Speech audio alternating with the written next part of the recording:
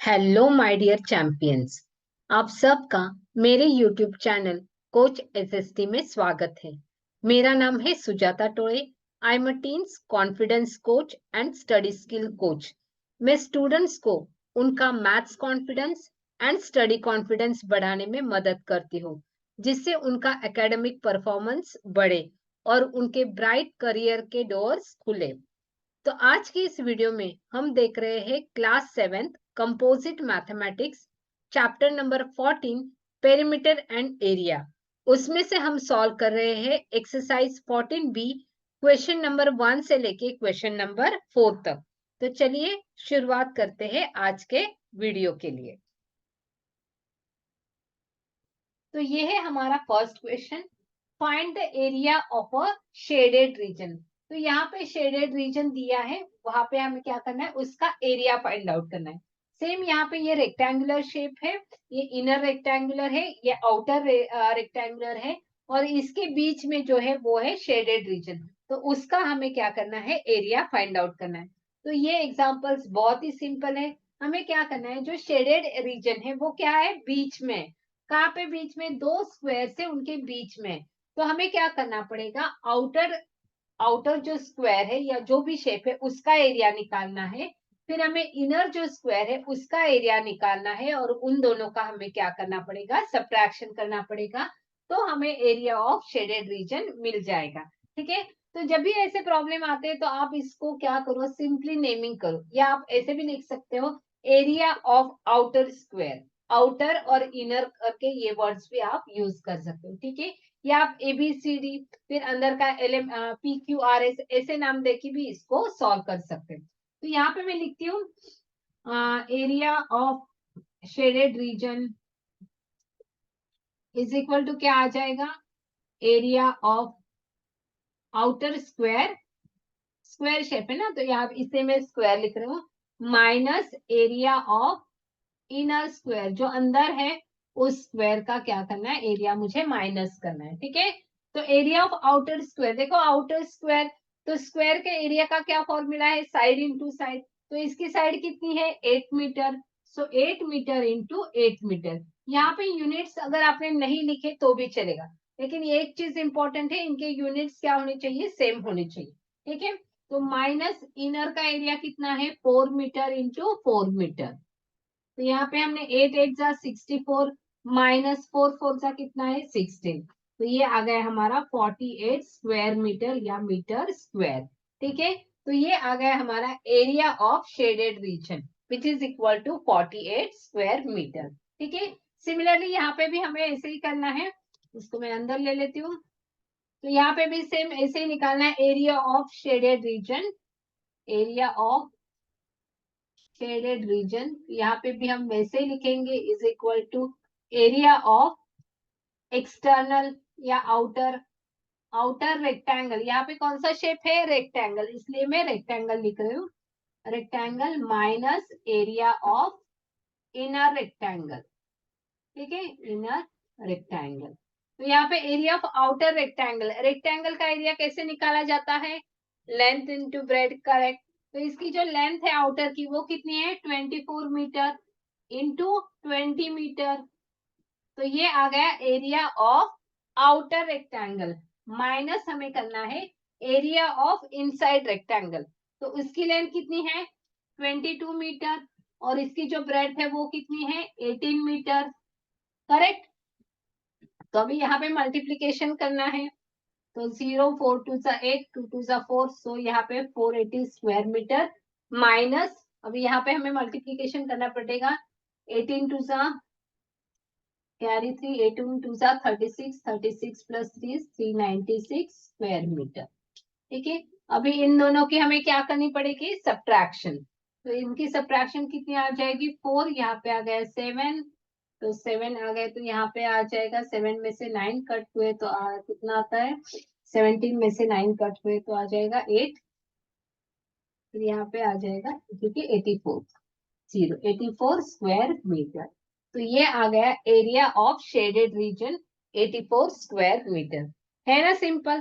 देखो आपने जो इसके पहले वाले जो एग्जांपल किए तो आप इसकी जितनी ज्यादा प्रैक्टिस करोगे ना, उतना ही आपको ये बहुत ही इजी लगने वाला है। ठीक है, तो प्रैक्टिस इंपॉर्टेंट है, और इस लेसन के लिए सबसे ज्यादा इंपॉर्टेंट क्या है, फॉर्मूलाज याद करना इंपॉर्टेंट है। ज्यादा फॉर्मूलाज नहीं है कि पांच फॉर्मूला जो है वो एरिया के है, और 5-6 फॉर्मूला जो है वो पेरीमीटर के। वो सिर्फ आपको क्या करना है, याद करना है। ठीक है, तो आप इसको इजीली सॉल्व कर सकते हो। ठीक है, नेक्स्ट क्वेश्चन देखते हैं, एग्जाम्पल नंबर 2। बहुत ही सिंपल क्वेश्चन है।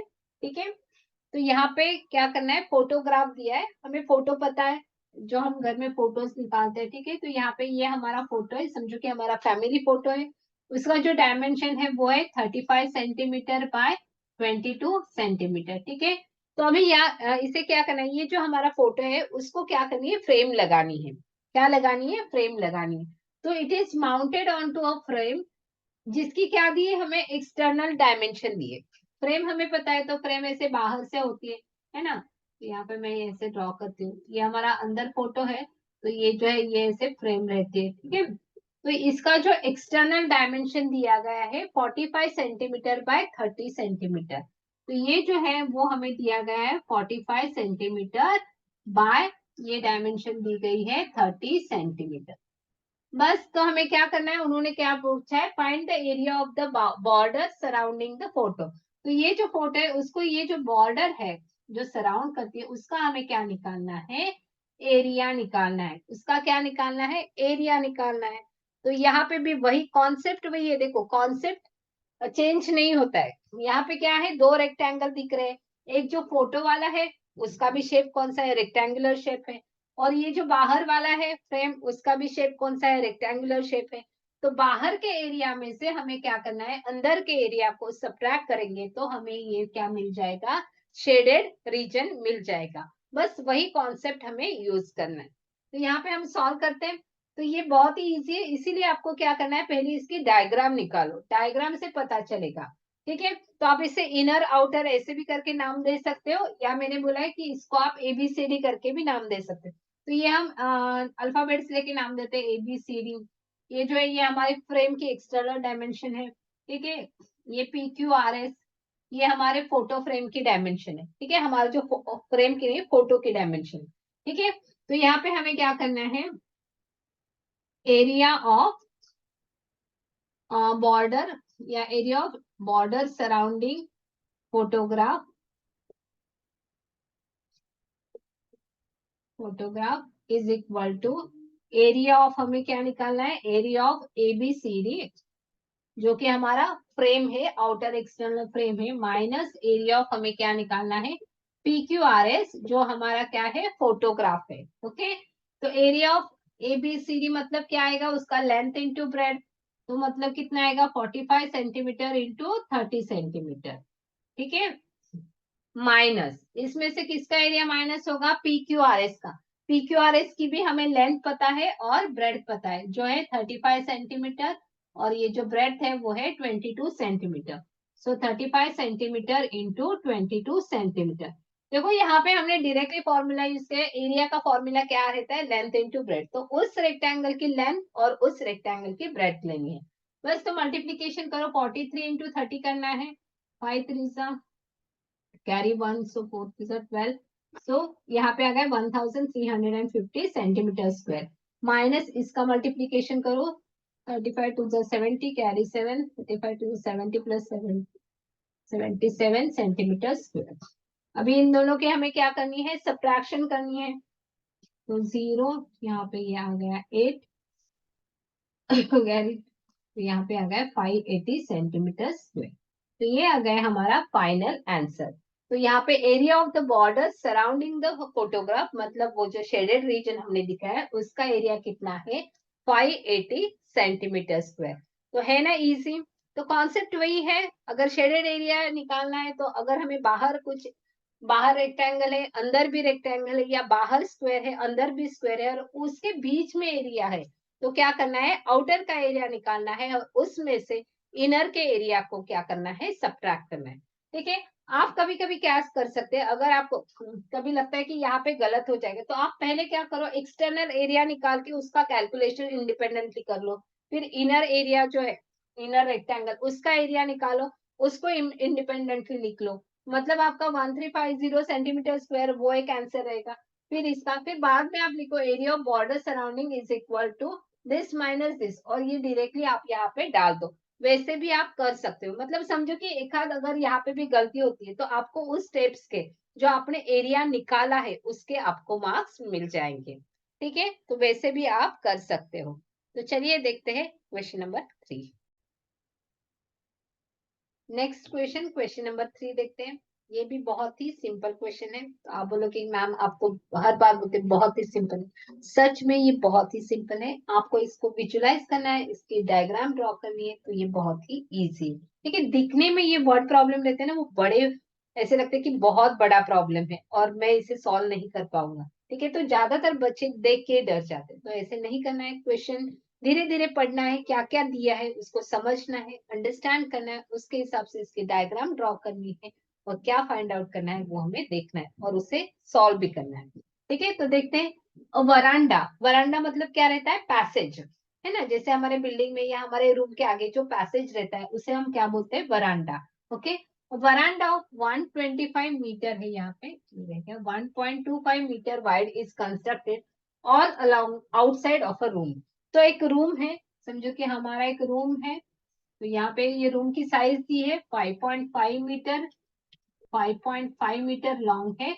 और ये जो दूसरा उसका वाइड जो है, विड्थ है या ब्रेड्थ है, वो कितनी है, 4 मीटर है। ठीक है, तो इसके आउटसाइड देखो यहाँ पे बोला गया है कि क्या है, आउटसाइड।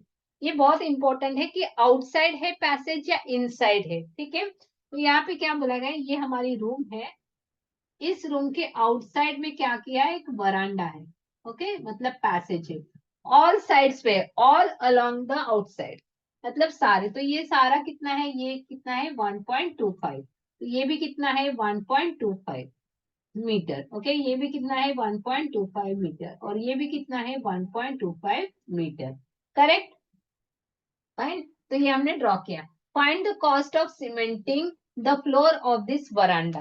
तो इस वरांडा मतलब ये जो बीच वाला पैसेज है, जो वरांडा है, उसे क्या करना है, सीमेंटिंग करना है। तो उसकी कॉस्ट निकालने की, इसको सीमेंटिंग करने के लिए टोटल कॉस्ट कितनी आएगी। तो उसका रेट दिया है 15 पर स्क्वायर मीटर। मतलब एक इतना स्क्वायर मीटर अगर ये करना है तो उसको कितनी कॉस्ट है, 15 रुपीज। तो टोटल एरिया जो रहेगा उसका, तो उसको क्या करना है, सिर्फ हमें क्या करना है, मल्टीप्लाई करना है। तो पहले हमें ये टोटल एरिया ऑफ वरांडा निकालना पड़ेगा, फिर उसको इस रेट से क्या करना है, मल्टीप्लाई करना है। और सबसे इंपॉर्टेंट चीज है कि इसके यूनिट्स भी चेक करने। देखो ये स्क्वायर मीटर में दिया है, तो जो वरांडा का एरिया रहेगा वो भी स्क्वायर मीटर में चाहिए। ठीक है, और वो है क्योंकि इसके सारे जो यूनिट्स है वो किस में है, मीटर में। ठीक है, तो अभी हमें क्या करना है, बाहर का एरिया निकालना है। तो हमने देखा है कि अगर बीच वाला पैसेज का एरिया निकालना रहता है तो हम क्या करते हैं, आउटर एरिया निकालते हैं, माइनस उसमें से इनसाइड का एरिया है उसे सब्ट्रैक्ट करते हैं। तो हमें क्या मिल जाता है, बीच वाला जो शेडेड रीजन है उसका एरिया मिल जाएगा। वही हमें करना है। ठीक है, तो यहाँ पे मैं स्टेप बाय स्टेप आपको दिखाती हूँ। ये एबीसीडी हमारा जो आउटर एरिया है, और ये रूम है हमारा PQRS, और इसके बीच वाला जो एरिया है वो है हमारा वरांडा का एरिया। ठीक है, तो यहाँ पे मैं डायरेक्टली नहीं सॉल्व करूंगी, जैसे कि मैंने पहले इसके पहले एग्जांपल में बोला था कि आप अलग अलग एरियाज निकालो, फिर इनको सब्ट्रैक्ट करो, ताकि फिर आपको क्या रहेगा, उस स्टेप्स के भी मार्क्स मिल जाएंगे। ठीक है, तो यहाँ पे स्टेप बाय स्टेप करते हैं। एरिया ऑफ एक्सटर्नल रेक्टेंगल, या आप इसको बोल सकते हैं area of ABCD is equal to क्या है, लेंथ इंटू ब्रेड। तो यहाँ पे हमें ये लेंथ निकालनी है, वो हमें पता नहीं है।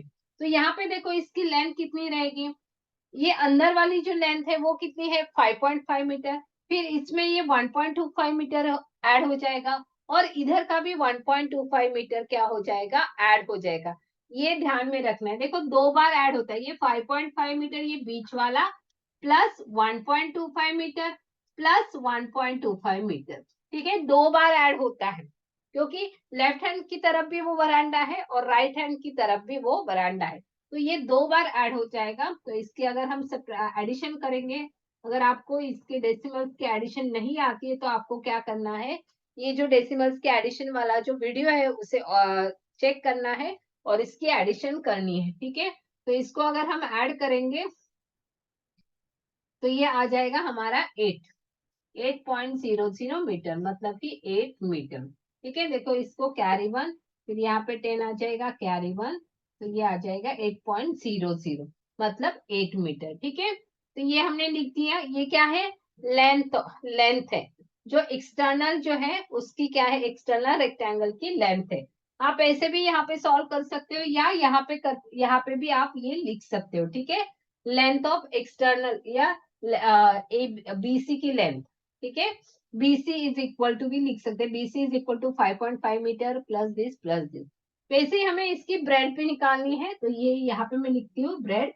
ठीक है, वो ब्रेड मतलब क्या है, हमारी साइड डीसी है या सीडी है, तो वो कैसी है, तो ये 4 मीटर प्लस उसके टॉप पे भी 1.25 है और नीचे भी बॉटम में भी 1.25 है। ठीक है, तो ये हो जाएगा 4 metre plus 1.25 metre plus 1.25 metre. ठीक है, तो इनके एडिशन करोगे तो 4 प्लस 1.25 प्लस 1.5 आ जाएगा 2.50, तो ये आ जाएगा 6.25, सॉरी 6.50 मीटर। ठीक है, तो ये हो गया ब्रेड। तो ये जो आउटर ब्रेड है वो कितनी आ गई हमारी, 6.50 मीटर या 6.5 मीटर। ठीक है, तो ये आ गई हमारी ब्रेड और ये आ गई हमारी लेंथ। तो अभी हम इस एरिया में डालेंगे, तो लेंथ कितनी है हमारी, 8 मीटर इंटू 6.5। ठीक है, तो इसको मल्टीप्लाई करो, कैरी 4, तो ये आ गया 52.0 मीटर स्क्वायर। ठीक है, तो इसको आप 52 भी लिख सकते हो, 52.0 मतलब 52 मीटर स्क्वायर। ठीक है, तो ये आ गया हमारा आउटर एरिया, तो ये हो गया। फिर हमें क्या करना है, इनसाइड का एरिया, उसको हमने नाम दिया है PQRS। तो ये निकालते समय आपको डायग्राम यहाँ पे प्रॉपरली ड्रॉ करनी जरूरी है। ठीक है, या आपको यहाँ पे लिख सकते हो एरिया ऑफ इनर रेक्टेंगल। यहाँ पे फिर से अगर लेंथ इंटू ब्रेड, तो इसकी लेंथ कितनी है अंदर की, 5.5 मीटर इंटू ब्रेड कितनी है, 4 मीटर। तो इसको मल्टीप्लाई करोगे तो 22.0 मीटर स्क्वायर, मतलब 22 मीटर स्क्वायर। ठीक है, हो गया। तो अभी हमें क्या करना है, इनर रीजन या शेडेड रीजन या एरिया ऑफ वरांडा। यहाँ पे वरांडा इसलिए मैं लिखती हूँ area of veranda, okay, is equal to area of ABCD minus area of, क्या करना है हमें, PQRS का एरिया सब्ट्रैक्ट करना है। तो इसका ABCD का एरिया कितना है, 52, उसमें से 22 माइनस करोगे तो कितना आ जाएगा, 30 मीटर स्क्वायर। तो 30 मीटर स्क्वायर ये क्या आ गया हमारा, एरिया ऑफ वरांडा। लेकिन सिर्फ हमें ये निकालना है क्या, नहीं, उन्होंने हमें पूछा है find out the cost of cementing that veranda. तो ये जो वरांडा है उसे हमें क्या करना है, सीमेंटिंग करना है। तो उसका हमें रेट दिया है, तो हमें क्या करना है, उसकी टोटल कॉस्ट निकालनी है। तो बस एरिया तो हमने वरांडा का निकालना है, तो उस एरिया को हमें इस रेट से क्या करना है, मल्टीप्लाई करना है। ठीक है, तो यहाँ पे मैं कर देती हूँ, तो यहाँ पे मैं लिखती हूँ area of, sorry, total cost of cementing veranda is equal to area of veranda into rate। तो एरिया ऑफ वरांडा कितना आ गया हमारा, 30 इंटू रेट कितना है हमारा, 15। सो ये आ गया 450 रुपीज। इसको मीटर स्क्वायर नहीं लिखना है, ये क्या है, कॉस्ट है। तो कॉस्ट कितनी आ गई हमारी, 450 रुपीज। ये है हमारा फाइनल आंसर। ठीक है, आई होप कि आपको ये समझ में आया है। जैसे जैसे आप स्टेप बाय स्टेप सॉल्व करोगे तो ये बहुत ही इजी है। सिर्फ आपको कॉन्सेप्ट को पहले समझना है। कॉन्सेप्ट अगर एक बार समझ में आ गया ना, तो आप इससे रिलेटेड कौन सा भी प्रॉब्लम आया, कितना भी बड़ा डिफिकल्ट प्रॉब्लम आया, तब भी आप उसे सॉल्व कर सकते हो। ठीक है, लेकिन कॉन्सेप्ट समझना बहुत ही जरूरी है। ठीक है, नेक्स्ट एग्जाम्पल देखते हैं, question number 4। Again next question, question number 4।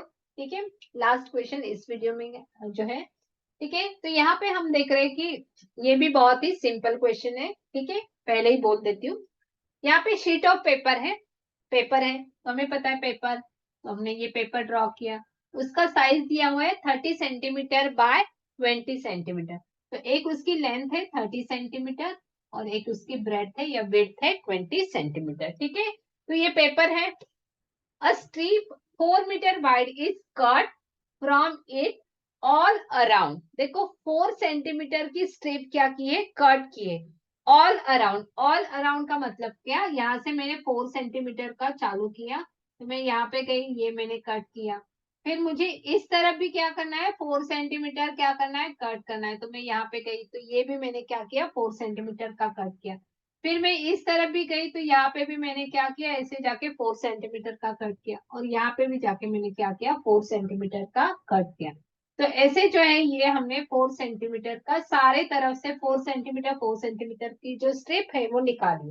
तो ये अभी जो बीच में जो बचा है वो मेरा रिमेनिंग पेपर है।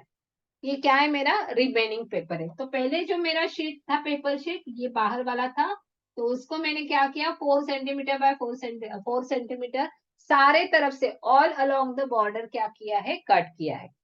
ठीक है, तो अभी हमें क्या करना पड़ेगा, ये हमारा बाहर की लेंथ है 30 सेंटीमीटर, और ये जो है ये भी बाहर की विड्थ है 20 सेंटीमीटर। तो हमें अंदर की लेंथ पता होनी चाहिए और अंदर की ब्रेड्थ भी पता होनी चाहिए। ठीक है, तो देखो ये इनसाइड है, जब भी आउटसाइड वाला रहता है तो हम क्या करते हैं, जो भी 4 सेंटीमीटर रहेगा वो 2 बार ऐड होता है जब वो आउटर की तरफ रहता है। लेकिन देखो अभी ये इनसाइड का एरिया निकालना है, तो टोटल कितना है इसका, ये 20 सेंटीमीटर। तो 20 सेंटीमीटर से इस 4 सेंटीमीटर को सब्ट्रैक्ट करना पड़ेगा, और इस 4 सेंटीमीटर को भी क्या करना पड़ेगा, सब्ट्रैक्ट करना पड़ेगा। करेक्ट, तो हमें क्या मिल जाएगी, ये जो अंदर वाली जो है वो विड्थ मिल जाएगी। सिमिलरली हमें इस तरफ इसकी जो लेंथ निकालनी है अंदर के रेक्टेंगल की, उसके लिए भी क्या है, ये 30 सेंटीमीटर टोटल है, उसमें से ये 4 सेंटीमीटर को सब्ट्रैक्ट करना पड़ेगा, और इस 4 सेंटीमीटर को भी सब्ट्रैक्ट करना पड़ेगा। तो हमें अंदर की क्या मिल जाएगी, लेंथ मिल जाएगी। यही यहाँ पे इंपॉर्टेंट है। ठीक है, तो बाकी तो सिमिलरली है, तो वही हमें उन्होंने क्वेश्चन वही पूछा है, find the area of remaining sheet, मतलब ये जो अंदर वाला है रिमेनिंग शीट उसका एरिया निकालना है। और उन्होंने और क्या फाइंड आउट करने के लिए बोला है, find the area of the strip cutout, मतलब ये जो स्ट्रिप कटआउट है वो जो हमने कट किए, तो उसका भी हमें क्या निकालना है, एरिया निकालना है। ठीक है, तो पहले हम क्या करेंगे, आउटर रेक्टेंगल का एरिया निकालेंगे, फिर हम इनसाइड इनर रेक्टेंगल का एरिया निकालेंगे, और बाद में उनकी क्या करेंगे, सब्ट्रैक्शन करेंगे, तो हमें ये दोनों क्वेश्चन के आंसर उसमें मिल जाएंगे। ठीक है, तो यहाँ पे भी मैं नाम देती हूँ PQRS, और यहाँ पे मैं नाम देती हूँ ABCD। ठीक है, तो PQRS ये जो है ये हमारा ओरिजिनल पेपर है, और जो ABCD जो है वो क्या है, हमारा रिमेनिंग शीट है, और इनके बीच वाला जो एरिया वो हमारा क्या है, स्ट्रिप कटआउट है। ये ध्यान में आना चाहिए। तो यहाँ पे मैं निकालती हूँ एरिया ऑफ PQRS। ठीक है, तो लेंथ इंटू ब्रेड, तो लेंथ कितनी है उसकी, 30 सेंटीमीटर बाय 20 सेंटीमीटर, तो ये आ गया 3 to the 6 600 सेंटीमीटर स्क्वायर। ठीक है, तो ये आउटर जो रेक्टेंगल है उसका एरिया हमने निकाल दिया। करेक्ट, अभी हमें क्या करना है, इनर का एरिया निकालना है, एरिया ऑफ ABCD। ये निकालने के लिए हमें पहले क्या पता होनी चाहिए, उसकी लेंथ। ठीक है, तो पहले हम लेंथ निकालते हैं, उसकी लेंथ कितनी रहेगी, क्या मैंने बोला था, 30 में से हमें क्या करना है, 4 सेंटीमीटर प्लस 4 सेंटीमीटर को सब्ट्रैक्ट करना है, मतलब 8 सेंटीमीटर को हमें क्या करना पड़ेगा, सब्ट्रैक्ट करना पड़ेगा। तो 30 में से 8 अगर हमने कट किए तो आ जाएगा 22 सेंटीमीटर। ये आ गई हमारी इनर इसकी लेंथ। ठीक है, वैसे ही ब्रेड निकालनी है उसकी, तो टोटल है 20, तो 20 में से ये 4 और ये 4 सब्ट्रैक्ट हो गए, मतलब 8 सब्ट्रैक्ट हो गए, तो आ जाएगा 12 सेंटीमीटर। करेक्ट, तो अभी हम इसका एरिया निकालेंगे, area of rectangle ABCD is equal to length into breadth. So it is equal to 22 centimeter into 12 centimeter. तो इसको मल्टीप्लाई करो, 12 टू सा 24 टू 12 टू सा 24 25 26, तो ये आ गया हमारा एरिया, एरिया ऑफ ABCD, मतलब वही क्या है, एरिया ऑफ रिमेनिंग शीट। तो एरिया ऑफ रिमेनिंग शीट कितना आ गया हमारा, 264 सेंटीमीटर स्क्वायर। तो ये किसका एरिया है, एरिया ऑफ रिमेनिंग शीट, जो बचा हुआ पेपर है उसका एरिया। ठीक है, तो ये हमने निकाल दिया। अभी हमें क्वेश्चन और पूछा है कि find the area of the strip cutout. तो उसके लिए हमें क्या करना है, आउटर एरिया में से इनर का जो एरिया है उसे सब्ट्रैक्ट करना है। ठीक है, तो आउटर एरिया हमारा कितना आ गया है 600। ठीक है, तो यहाँ पे मैं कर देती हूँ area of strip cutout, directly मैं यहाँ पे लिख देती हूँ। तो एरिया ऑफ स्ट्रिप कटआउट कितना रहेगा, area of PQRS minus area of ABCD, area of rectangle ABCD। तो PQRS का कितना आया था हमारा 600 सेंटीमीटर स्क्वायर, उसमें से माइनस करना है हमें 264 सेंटीमीटर स्क्वायर, जो ये अंदर वाला जो स्क्वायर रेक्टेंगल है उसका। सब्ट्रैक्शन करो, ये यहाँ पे आ गया, तो कैरी 5 में से 3, सो 336 सेंटीमीटर स्क्वायर। तो ये आ गया हमारा एरिया ऑफ स्ट्रिप कटआउट। ठीक है, तो ये कटआउट का एरिया आ गया। तो इस तरीके से हमने दोनों एरियाज निकाल दिए। ठीक है, तो बहुत ही सिंपल है इस टाइप के क्वेश्चन। तो सिर्फ आपको क्या करना है, उस कॉन्सेप्ट को समझना है और आपको area of square, area of rectangle, ये फॉर्मूले लर्न होने चाहिए, तो आप इसे इजीली सॉल्व कर सकते हो। ठीक है, तो आपको क्या करना है, इसको अभी आपने लर्न किया, इसको अभी आप अप्लाई करो और उसकी क्या करनी है, आपको प्रैक्टिस करनी है, तभी आप क्या बनोगे, मैथ कॉन्फिडेंट बनोगे।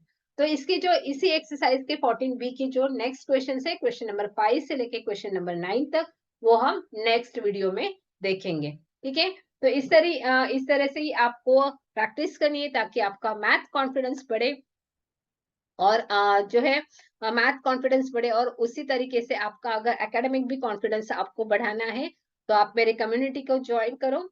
और ये जो वीडियो अगर आपको मेरे सिखाने का तरीका पसंद आया है तो आपको क्या करना है, इस वीडियो को लाइक करना है और अपने दोस्तों के साथ इस वीडियो को शेयर भी करना है, ताकि वो भी क्या करे, वो भी मैथ कॉन्फिडेंट बन जाए। देखो बच्चों, अगर आप शेयर करोगे, नॉलेज शेयर करने से बढ़ता है। अगर हम बोलते हैं कि कोई भी चीज है तो वो बांटने से बढ़ती नहीं है, लेकिन नॉलेज एक ऐसी चीज है जो जितना हम बांटेंगे उतना हमारा नॉलेज जो है वो बढ़ेगा। तो क्या करो, इस वीडियो को ज्यादा से ज्यादा आपकी जो फ्रेंड्स है उनको शेयर करो, ताकि उनका भी जो मैथ्स का कॉन्फिडेंस है वो बढ़ जाए। So cheers, God bless, see you in next video.